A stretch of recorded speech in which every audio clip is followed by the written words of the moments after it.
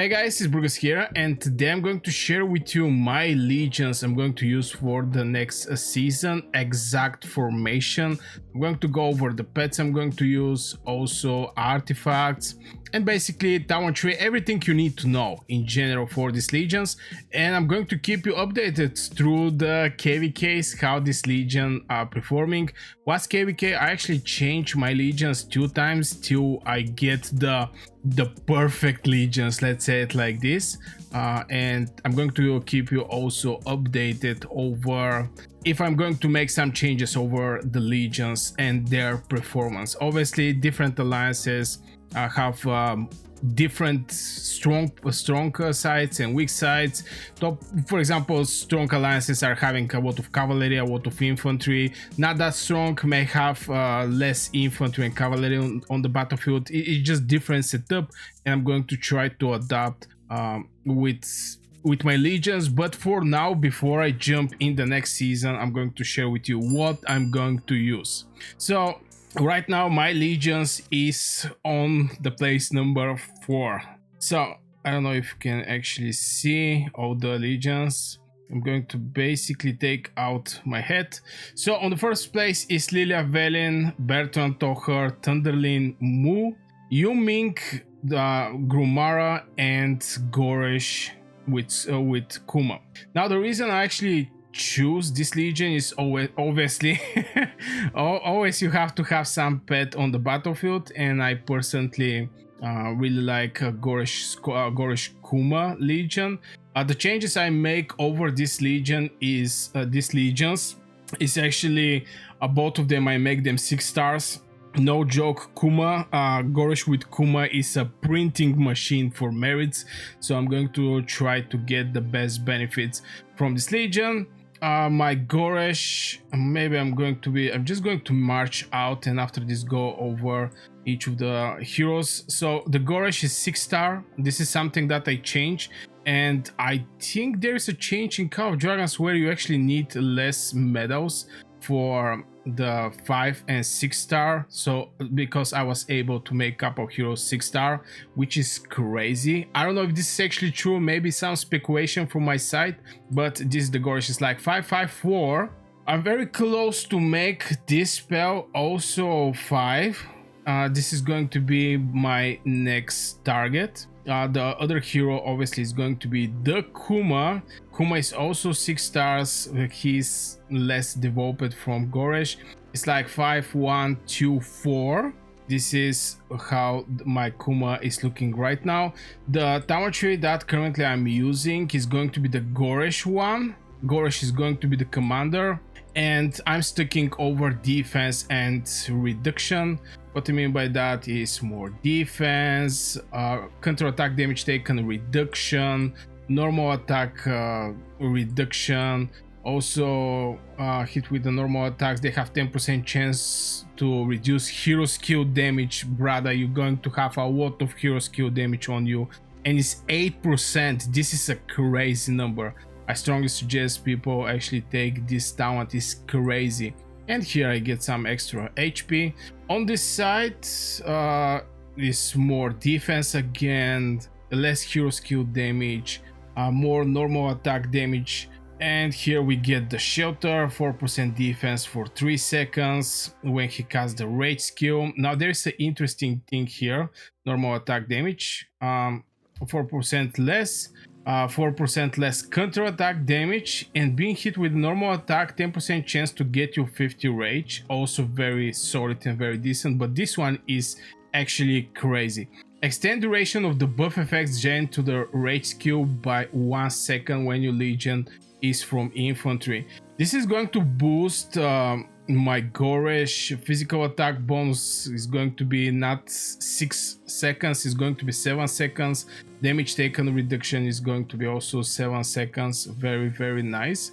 So far I don't think we actually have something else here, but from point of Kuma, this is also going to I think help the legend, but this is actually more like debuff, to be fair. So we're not having something seconds related. Enemy legions receive 15% more healing damage for 10 seconds. Here is going to be actually 11 seconds, but mostly it's about the Goresh talent to actually get more buffs. So this is for the infantry. I'm going to use Broom Bear. This is basically the pet that I have from the day one. I actually catch it like this. I didn't invest in any infantry pet. Actually, I invest. I get Angry Roar. This is something like a very shady builded pet, which I cannot say is the best thing. Maybe Angry Roar and Fierce Attack is something that is very nice here. And I get the talent skill 2-star. I catch the pet with the 2-star. It's crazy because I think I catch like 2 pets with 2 stars for my whole gameplay. So this is for the Goresh with Kuma. The next legion is going to be Ming with Gromara. Now for this legion, obviously commander is going to be Ming. 6-star again. I have Dragon Fate. This is a must-have artifacts in Cow Dragons, especially for Ming. It didn't actually matter is it for Ming, to be fair. It's just doing crazy amount of damage. The fewer units the enemy legion has remained, the more damage is due, with a buff up to 20% is crazy, and some extra damage with each hit of Ming with the rage skill. It's level 5. I really hope I open the example one day. Now for this bad boy, I'm going to use Flaming Manticore. I actually have critical damage, but I don't have critical rate. It's funny this pet how is built, but is in the process of regenerating. I get the Fire Cage, by the way, and Elemental Harmony. Elemental Harmony was 1-star, and this one was also 1-star. So I just decided I'm going to keep this pet, and most likely I'm going to sacrifice this one and keep rolling over this one, because this spell is expensive, to be fair. It's expensive. Here I already have like 2 stars, so this is the pet, not something crazy, but still is going to do the work. Now there is another pet that I have very nicely built, but I need to test something, and the thing I am looking to test is about the rage regeneration. Since Ming, we know that don't need rage regeneration, but Gromara actually needs. So this is the only place where I actually get rage regeneration. Everything else is focused over hero skill damage, and obviously some critical here, and again hero skill damage. Everything is hero skill damage here. I get March speed here, so to be able to get this one, which is a very decent PvP skill. Most of the heroes that is having the PvP talent tree is going to have this one. It's a very solid, but no points to get some extra rage. I have a video coming, if it's not already online, where I speak about should Ming need rage talents or not actually needed. So you can go and check it out on my channel. And also subscribe to this channel if you're interested for more Cow Dragons videos. So this is for Ming. This is my second legion. From there I'm going to jump to Thunderlyn Mu. Now Thunderlyn Mu is actually may get some changes. First of all, I actually remove Thunder Elegy and I put Phoenix Eye. The reason behind is Phoenix Eye is like level 5, doing solid damage, hitting 5 targets. So I just decide, and my Thunder Elegy is level 1, so I decide to go with Phoenix Eye. From point of pets, since this pet Sapphire Faedrake is giving some healing. Healing factor 160. Thunderlyn is having boost for the shields and the healing. That's why Thunderlyn is with Mu. I make her 6-star. This is the new here, and she is fully awakened. From point of talent tree is everything on control talent tree. I want to put as many debuffs as I can on the enemy target, and I'm going to even show you just a small fighting just to show you what I mean, because I think people are using Mu as commander, but they forget one very important thing is all of your 5 legions is going to hit one target. Sometimes you're going to be able to make AoE damage, sometimes you may not, but for sure you're going to have one target. So the more debuffs you have on this target, the better. So I'm going to strike this legion here, and you're going to see how many debuffs. Defense break. We start some extra damage, but we start with defense break. Again, defense break. Numbless. This is reducing the march. Silent Gloom. Numbless. This is okay, we're going to Gloom, Numbless, Silent, Numbless. You see how many how many debuffs this creature is getting. This is the enemy legions. And if I go over the talents of the Thunderlyn, this is where the Gloom is coming. This is inflicting Gloom, reducing the attack by 5% for 5 seconds when casting Rage skill. Now 5% reducing the attack of something that you're hitting. That means you're going to receive with your 5 legions less counter attack. Extremely important. From there is when your legion takes skill damage, they get some rage. We don't care about this one. Your legion has 50% chance to get synergy. This is also some boosting, increase hero skill damage. And this one is the other one, defense break. When your legion launches a normal attack distance, there is 10% chance to get defense break on the target, reducing their defense by 5% for 5 seconds. We also have this one, but since Thunderlyn is inflicting Numbless, which is reducing the march speed by 40%, I don't see any kind of need of this one. Do we have some other talent? Counter attack have 10% chance to steal 40 rage from the enemy legion. Counter attacks, this is not good because maybe this one is actually better, inflict slow, but in the same time we're having Numbless, so neither of these two spells are good. But if you get hit by something, you may get like 40 rage, to be fair. And we have the Silent, 25% chance to inflict Silent when you're casting rage skill, and having like 2 heroes is actually making by skill life cycle or 1 cycle, you actually have like 50% chance to inflict this silence, because it's 2 heroes with 25% chance to inflict silence. Very solid. So this is my Thunderlyn. Obviously my Mu is like 5-star.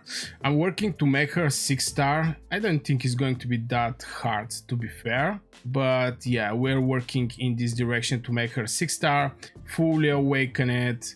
Maybe the PvP talent tree from the Mu is going to be something that I may get interested, but so far I prefer to have a lot of debuffs on my target legions.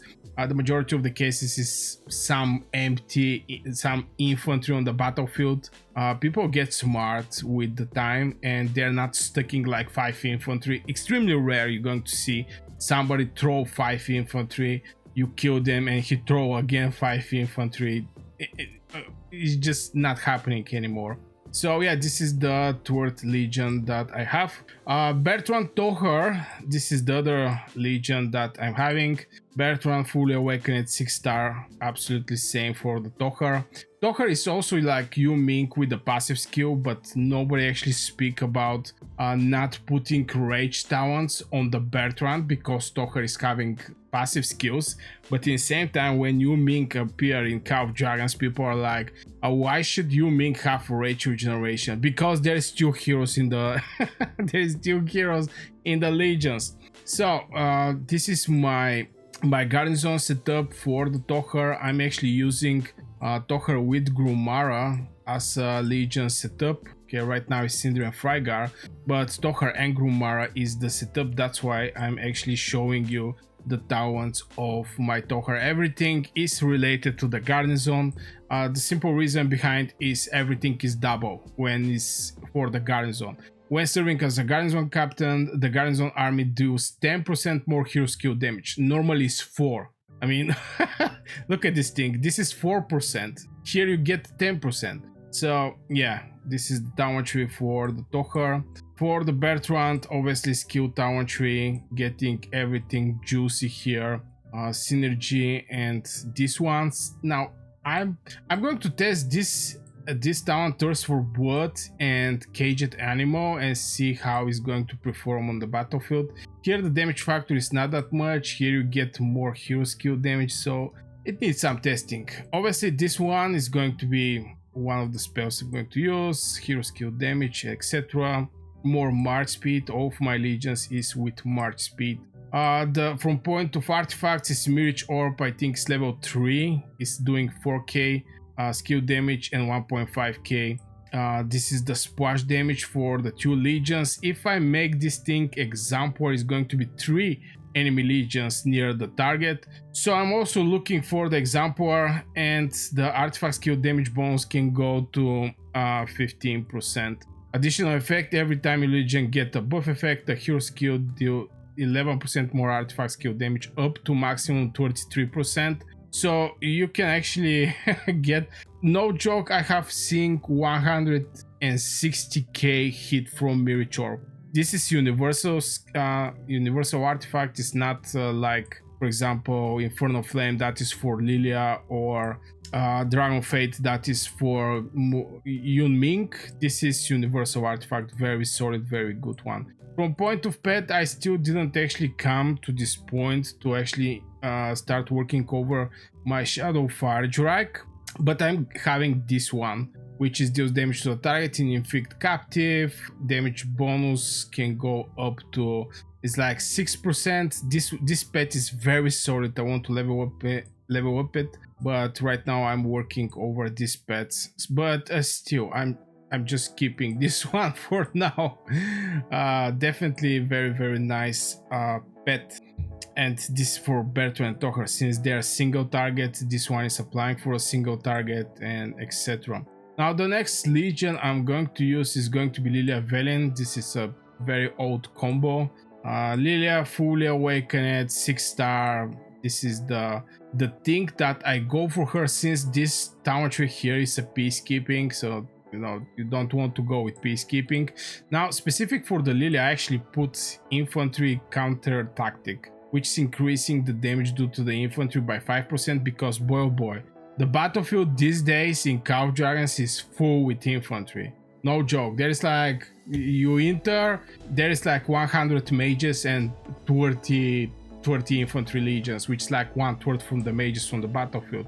Back in the days was like huge massive mage ball and like 2-3 infantry. These days is way more different. Obviously working over the hero skill damage, more hero skill damage, critical, perfectly working well with the Velyn. 10% chance to get hero skill focus, increasing hero skill critical rate by 10% for 5 seconds. On top of that, you're going to have from the Velyn extra 10% critical rate. Magic unit hero skill critical rate bonus. Both of these 2 heroes are 6 stars. Awakened. For Liliya, I'm using my Sapphire Faedrake that also needs some work, some extra spells need to be added here.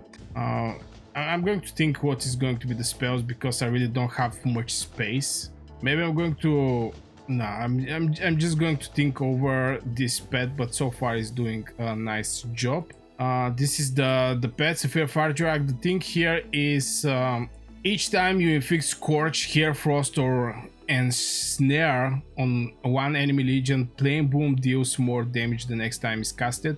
Liliya is inflicting Scorch, Hair Frost is inflicted by the Velyn, and Snare is inflicted by Elwyn, but nobody's actually using Elwyn these days.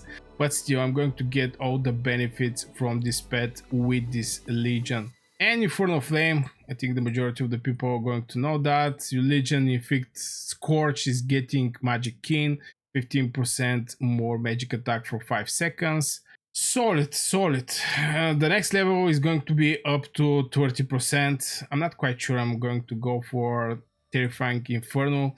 I'm going to go for this artifact just because of this crazy magic attack that this legion are receiving. So this is the legions that currently I'm having. This is going to, with what I'm going to start the season. Now there is heroes that are not used and that are extremely valuable. For example, I don't use Theia in my setup. There is Awakened 6-star. So I'm going to think twice what I'm going to most likely do with Theia, because also I'm working over my cavalry marches. I actually level up some of the heroes. Nea is level 55. I'm having Urak level 57, 56 is Lei Shan Yen.